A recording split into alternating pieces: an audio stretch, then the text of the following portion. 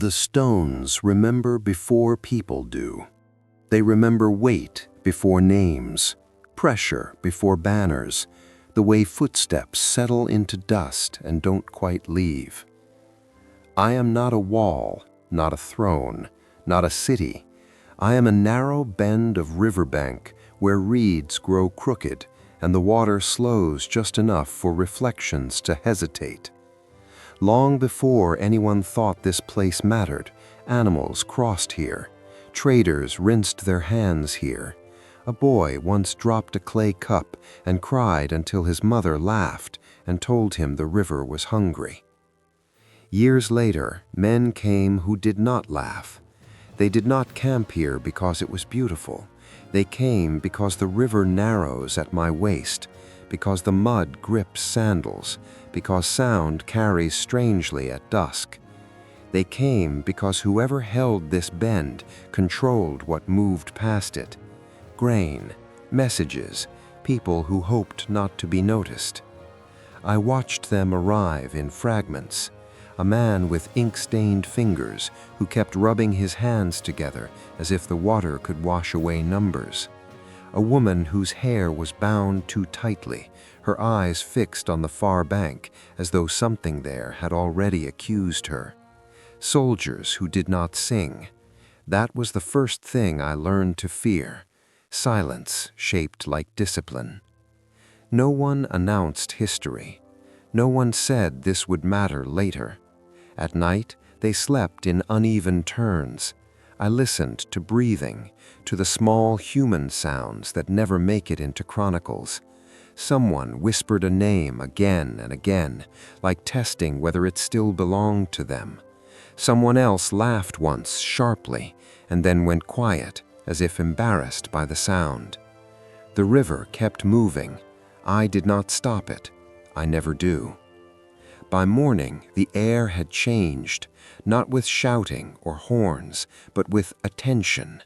You can feel attention when it leans forward, the way birds lift before a storm that hasn't shown its face yet.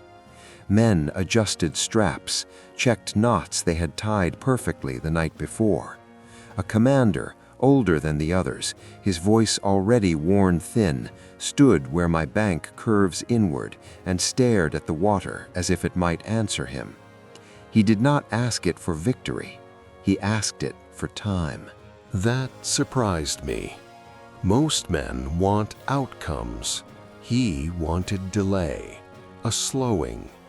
The river knows something about that, about what it costs to hold back what insists on moving. When the first crossing was attempted, it was not dramatic. No crash of shields, just boots sinking, curses swallowed quickly, a hand reaching out and finding only wet air. The water rose higher than expected. It always does. It makes liars of maps. They learned fast. Planks appeared, ropes stretched tight. Orders passed low and fast, meant for those close enough to hear breath.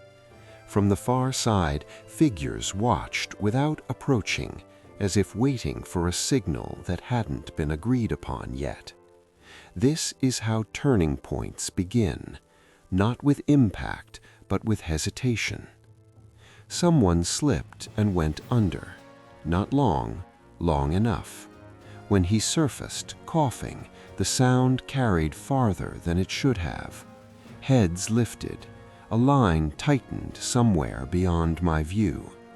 I felt it then, the narrowing of possibility, the way choices shrink without anyone naming them. Once enough men had crossed, going back would look like fear. Once enough waited behind, going forward would look like waste. That is the shape of consequence. It does not announce itself. It settles. If you've ever paused a recording because the room felt too quiet, you know this moment. The sense that something is about to be lost, not violently, but thoroughly. The kind of loss that cannot be reversed because no one will agree on when it began. The river kept moving. I held what I could. And in doing so, I learned what it means to be remembered not for what you did, but for what you slowed. They began to use me without asking. Not roughly, not with contempt. That would have been easier to endure. They used me carefully, like a tool that might break if handled with impatience. Stones were placed where the current tugged hardest. Stakes driven at angles learned somewhere else in another narrow place that had once mattered just as much and now existed only as a lesson. I learned the weight of armor by the way the mud sighed.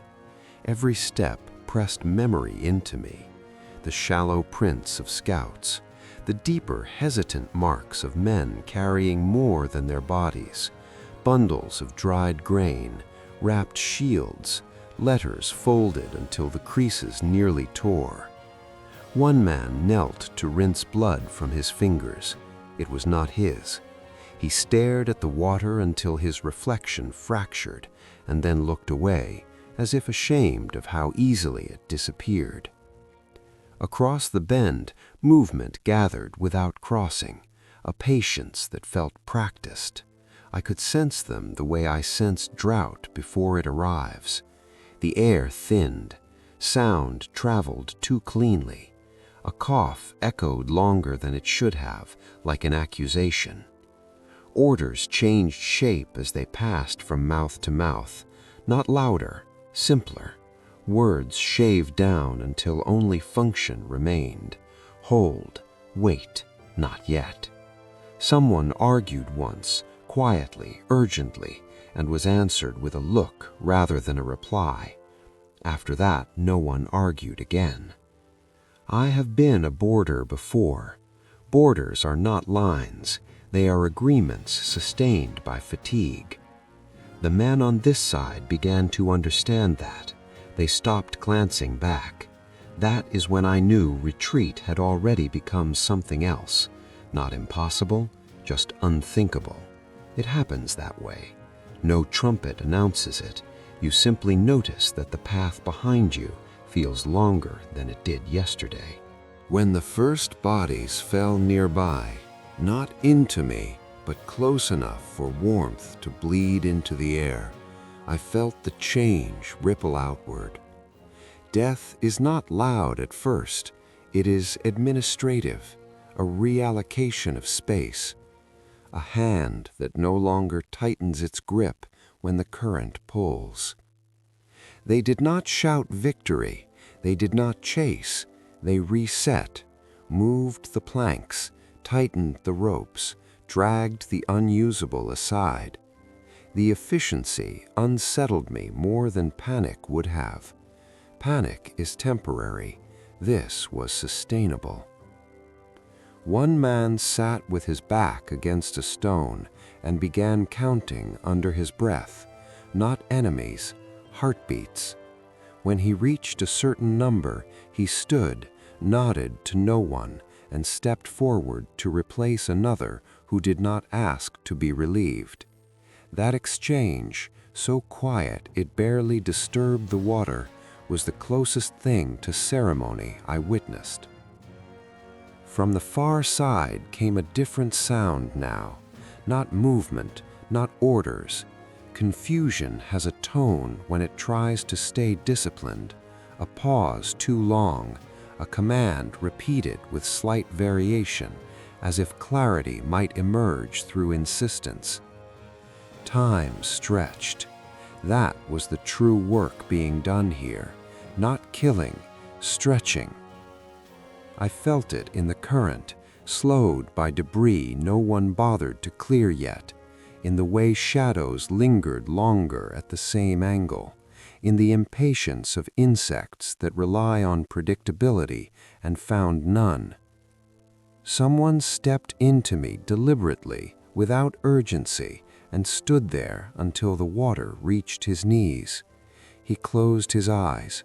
For a moment, I thought he might lie down and let the river finish the sentence for him. Instead, he turned back, water streaming from his legs, and took his place again without comment. That is when I understood the bargain being struck, not between armies, between minutes and men. I cannot choose sides, I only hold what presses against me. But even I can feel when a balance has shifted so far that returning to stillness would cost more than anyone is willing to pay. The river kept moving. Everything else began to slow. Night arrived without ceremony. It did not fall, it accumulated. Torches were forbidden near me. Light gives distance a voice, and distance was the one thing neither side could afford to acknowledge. So they worked by feel, by memory, by the sound of breath changing when someone stepped too close to the edge. I held the cold. It settled into bones first. Fingers lost argument. Men flexed hands until joints complained aloud. Cloth stiffened. Leather remembered the animal it once was. Someone muttered a prayer and then stopped halfway through, as if unsure which god would still be listening in a place like this. Across the bend, metal clicked once, twice, and then did not click again. The absence carried more meaning than noise would have. A leader somewhere had decided stillness was safer than certainty. That decision traveled. It always does. The men near me stopped shifting their weight. They learned the exact tolerance of their muscles, how long a knee could bend before it betrayed them, how to lean without leaning. The discipline was not loud, it was intimate, a conversation each body had with itself, negotiated under the pressure of not being the one who broke the pattern. I have seen fear many times. This was not fear. Fear leaks. This was compression. A runner arrived breathless and was made to stand still until his chest quieted. Only then did he speak. His words were few. They changed nothing and everything. A movement, a possibility, a path that had not mattered an hour ago, now mattered enough to die over. They did not discuss it for long. Long discussions require optimism. Instead, the commander traced a line in the mud with his finger. Not straight. He followed the way the water had already learned to go. When he finished, he wiped his hand on his cloak and said nothing. That silence was accepted as instruction. I felt boots turn, not retreat, reassignment. Some men left me then, moving away with careful speed, their absence louder than their presence had been. Those who remained did not watch them go. Watching implies expectation. They no longer had use for that. One stayed behind longer than the others. He knelt and pressed his palm flat against the wet stone at my edge. Not for balance, for contact. He closed his eyes and breathed until the rhythm matched the river's, then stood and followed without looking back. I did not know his name. Names were already becoming optional. The hours thinned, sound sharpened. A pebble dislodged upstream made several hands tighten at once. Somewhere far off, an animal cried and was answered by nothing. Even the night seemed reluctant to commit. I have learned that men tell themselves stories when waiting becomes unbearable, about homes, about meals that will taste better because of hunger, about explanations they will give later to people who will nod and understand. Here, there was no space for stories, only sequences, If this, then that. If the rope snaps, cut it. If the plank shifts, replace it. If the man beside you falls, step where he stood. This is how memory is made durable, not by emotion, but by repetition. Just before the sky began to lighten, not with dawn, but with the idea of it, the far side changed. The patience there fractured. I felt it as a release, like a knot finally pulled too tight. Orders spilled. Shapes moved where shapes had not moved before. The men near me did not cheer. They adjusted. The river kept moving, indifferent and precise. Behind them, the dark path they had stopped thinking about waited, longer now than it had ever been. Morning did not clarify anything. It revealed. Light slid across me cautiously, as if unsure it was welcome. Steam lifted where bodies had stood too long, where breath had warmed stone and then abandoned it. The river looked unchanged. That offended someone. I could feel it. Men want the world to reflect effort. They want marks that stay. They got movement instead.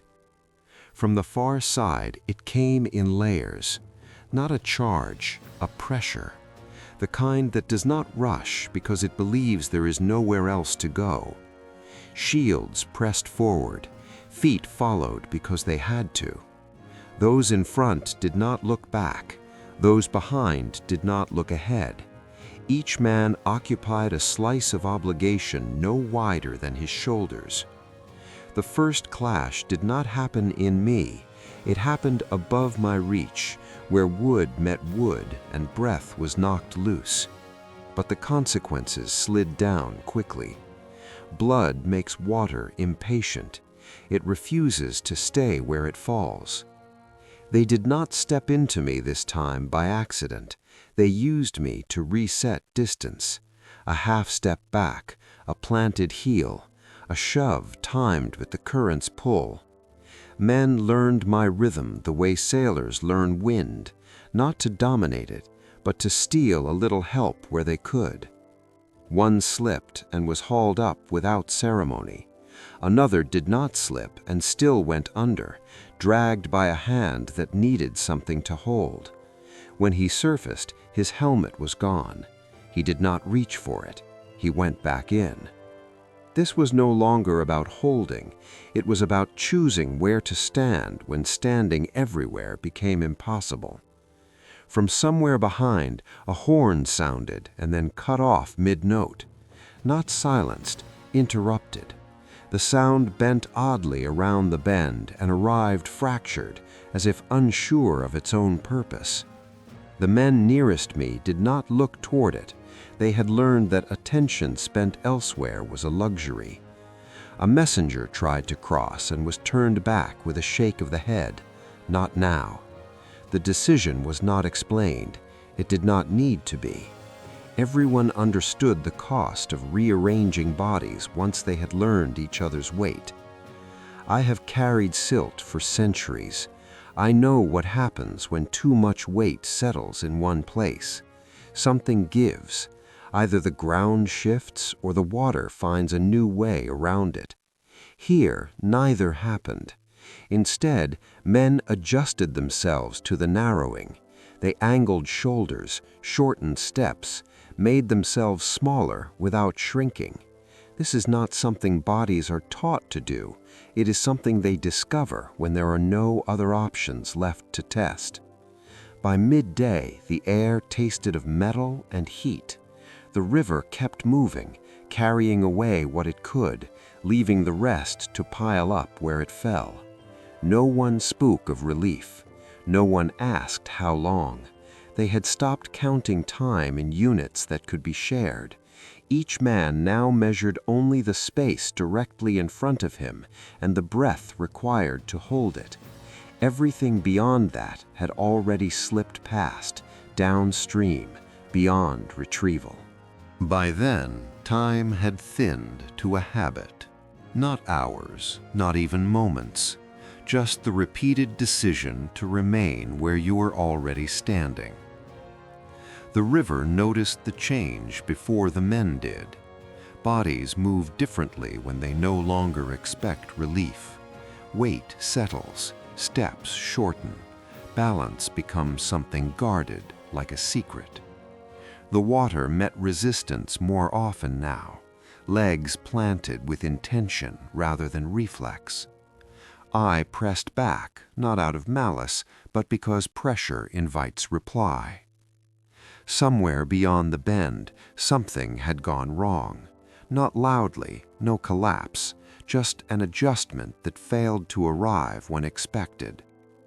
I felt it as a hesitation traveling backward through bodies that could not see its source, a tightening, a collective pause that lasted half a breath too long. That was enough. The shape of the struggle changed, not toward chaos, but toward density. Men pressed closer because there was nowhere else to put themselves. Shields overlapped awkwardly. Blades shortened their arcs. The fighting became intimate in a way that stripped it of spectacle. There is no grandeur in proximity like this, only heat, only breath shared unwillingly. Someone fell and did not get back up because there was no room to help him do so. His absence was absorbed instantly. A shoulder shifted, a foot filled the space. No one looked down. Looking down is how balance is lost. I carried what fell into me without judgment. Blood, wood splinters, fragments of cloth. A ring slipped free from a hand that no longer closed properly and vanished into the current. No one noticed. Even if they had, it would not have mattered. Ownership had narrowed to flesh and function. A runner returned from the rear with news that did not need to be spoken. You could see it in his eyes, in the way he stopped just short of where he had been expected. The men closest to him did not ask questions. They shifted their stance instead, angling outward, making room for an end they had already suspected. This was the moment people speak of later as resolve. From inside it, it felt quieter than that. The commander moved again, slower now, as if each step required negotiation with the ground. He did not gather them, he did not explain, he simply stayed visible. That was enough. Visibility becomes instruction when language has been used up. Someone near the water paused and looked at his reflection, not to recognize himself, to confirm he was still there. The face that stared back was smeared, altered, but it nodded when he nodded. Satisfied, he turned away and stepped forward. If you are listening to this in a place of safety, you might imagine courage here, or devotion, or the kind of clarity that only arrives when there is nothing left to lose. Those words belong to later, to people who have the space to arrange meaning. What I saw was maintenance. Men maintaining their position, their footing, their agreement with one another not to make this harder than it already was. They did not need to believe in anything beyond the next exchange of weight and breath. From the far side, the pressure returned, heavier now, less careful. Patience had run out where numbers promised replacement. The sound changed, more shouting, more urgency, less coordination. The river does not care about urgency. It only answers to slope and volume. I carried away what I could. I held what I must. And in the narrowing space between effort and inevitability, I felt the moment settle, not as an ending, but as a conclusion already underway, too committed to stop, too quiet to announce itself. Everything now was consequence, moving forward at the only speed left available. The end did not arrive all at once. It dispersed. The pressure finally became too wide for the bend to argue with, not because one side surged, but because the shape of the struggle no longer fit the space it had been confined to. Men were pushed past the places they had learned by heart.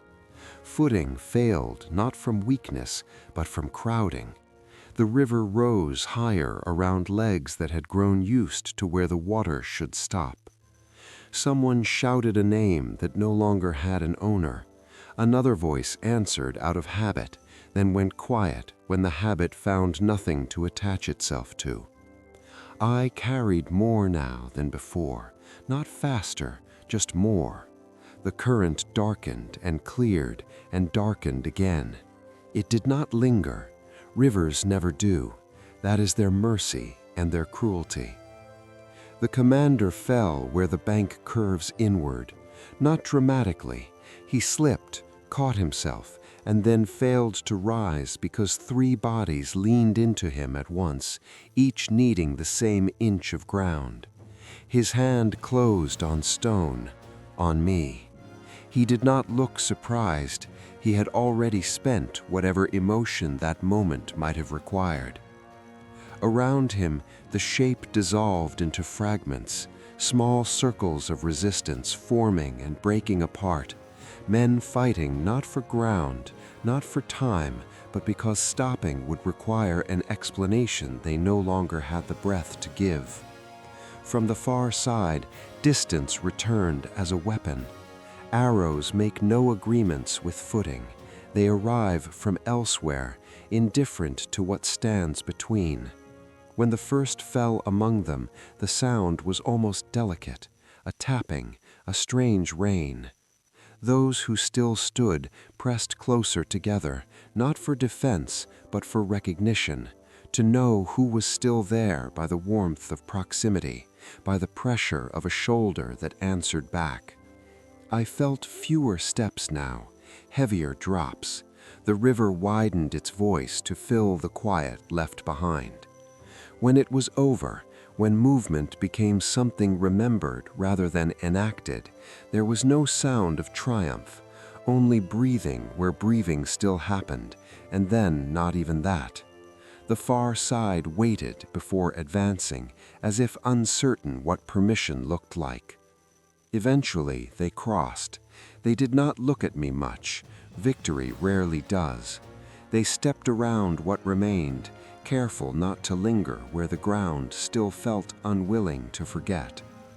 Later, people would speak of this place as if it were an idea, as if resolve could be measured here, as if meaning had been forged rather than endured. They would argue about numbers, about intent, about whether it was worth it. I will not argue. I am still here. The river still slows where it always has. Reeds grow crooked again. Travelers rinse their hands and do not know why the water feels colder at this bend. A child drops something and cries until someone laughs. What passed through me did not stay, but it did not vanish either. It changed the way weight settles, the way silence behaves. History remembers what it needs. I remember what pressed long enough to leave an impression, and then let go.